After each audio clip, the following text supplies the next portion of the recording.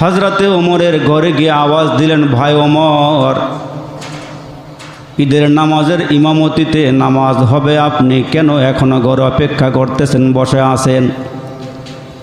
আপনি এখনো কেন ঈদগাহের দিকে রওনা দিলেন না?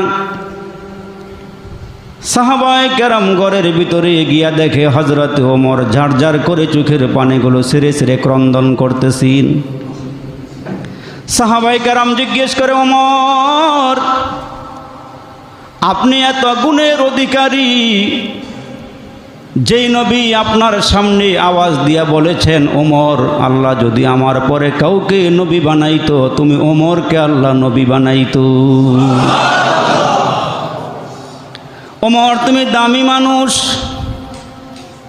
তোমার জবান দিয়া যেই সিদ্ধান্তটা বের হয়েছে, আমার আল্লাহ তোমার সিদ্ধান্তকে কোরআনের আয়াত বানায়া 21 জায়গায় আল্লাহ আয়াতে কারিমা নাজিল করেছেন। আপনি এখনো কেন বিলম্ব করতেছেন?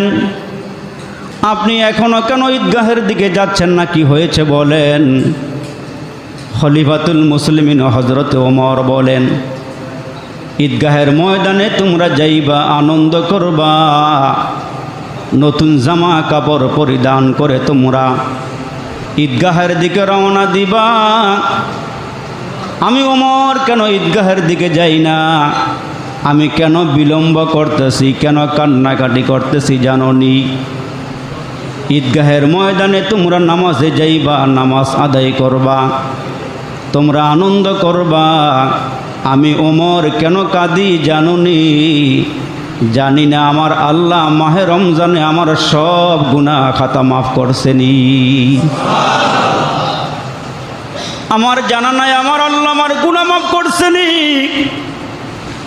যদি আমার জানা থাকে আল্লাহ আমার গুনাহ খাতা মাফ করে দিয়েছেন, তাহলে তো আমি হাসব, তাহলে আমি আনন্দ করব। আমার জানা নাই আমার মালিক আমার গুনাহ মাফ করছেনি।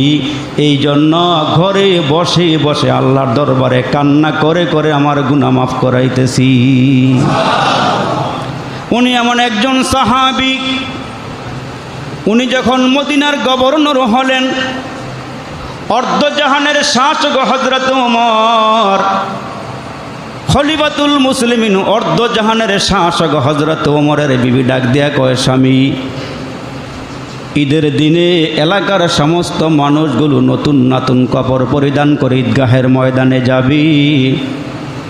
বাবারা সন্তানদেরকে আঙ্গুলে ধরে ধরে নতুন কাপড় পরিধান করে করে ঈদগাহের দিকে নিয়ে যাবি। তোমার সন্তানদের দিকে তাকায়া